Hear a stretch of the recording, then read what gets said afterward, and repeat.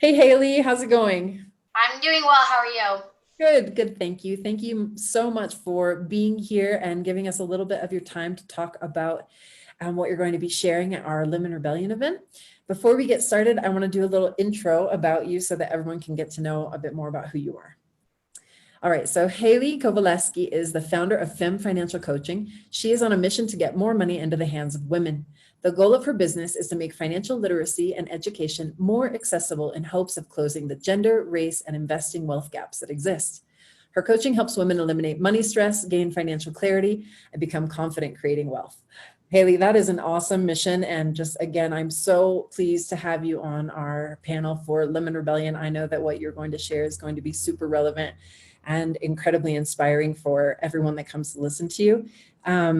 So to get started, I mean, 2020 was a heck of a year for everybody in different ways, kind of no matter how you cut it.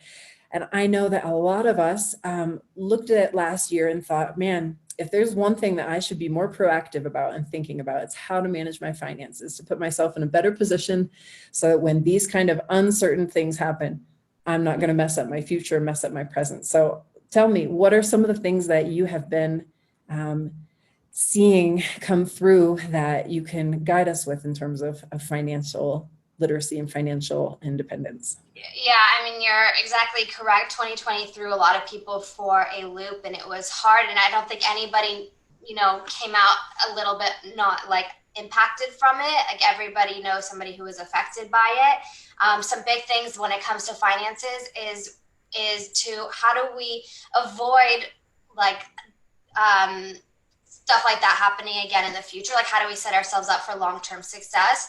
So basically, we'll be talking about like how to build up a strong financial foundation, how to prepare for and like build again long-term wealth and maximize, our current options that we have, whether it's via our employer or if we're self-employed, and how to in general, like as women, we just don't talk about money enough. Maybe it feels kind of taboo or we are scared about when it comes to our finances. So how to break down those barriers that are keeping us from as well, like seeking out this like the wealth that we deserve. So those are some topics that we'll be touching on in the summit.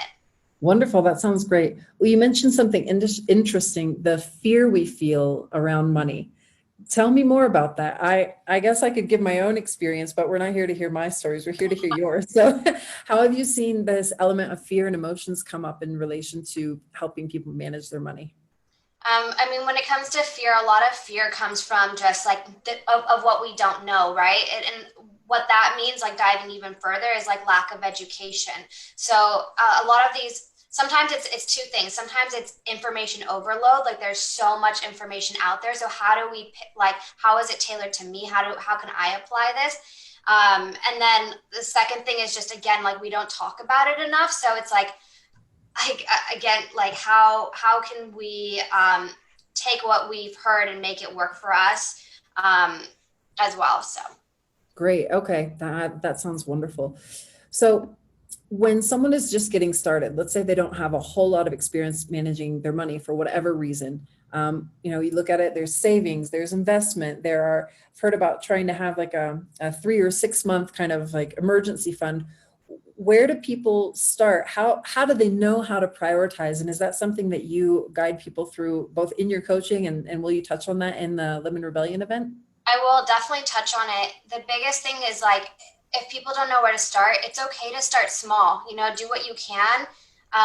But that emergency fund that you talked about is like the most crucial and and we'll dive into that a lot in the summit as well, is because like they say 3 to 6 months emergency fund, but people due to COVID like are still unemployed. So it's like at what point, how much do we really need to be setting aside for ourselves in case of an emergency? Because the biggest thing that we can do is like as women, we never want to get ourselves in a position where we have to rely on somebody else when it comes to finance. We need to take care of this stuff on our own.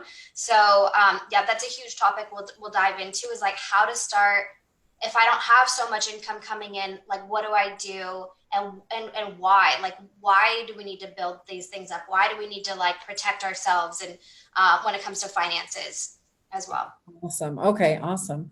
I've heard you mention before that when you look at your bank account, there can be a lot of energy around that moment. When you open your bank account, you see what's going up, what's going down, or how things are moving. Tell me a little bit more about that.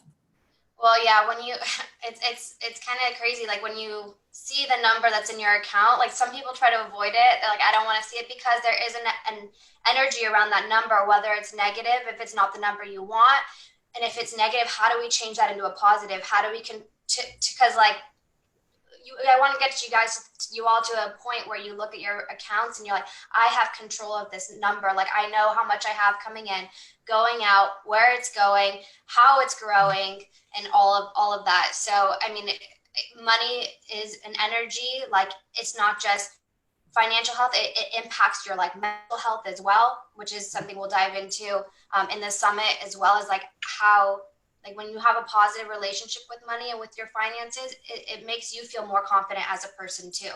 There's a lot of control in it. I love that. Oh, that's really encouraging, and that's really spot on. I think something important to remember is no matter what's in the account or no matter what's in the life, if we don't look at it and see it for what it is, it's really hard to move forward and move on and make a situation grow or get better. So wonderful. Well, any last messages or encouragement or insights you'd like to share before we close our interview?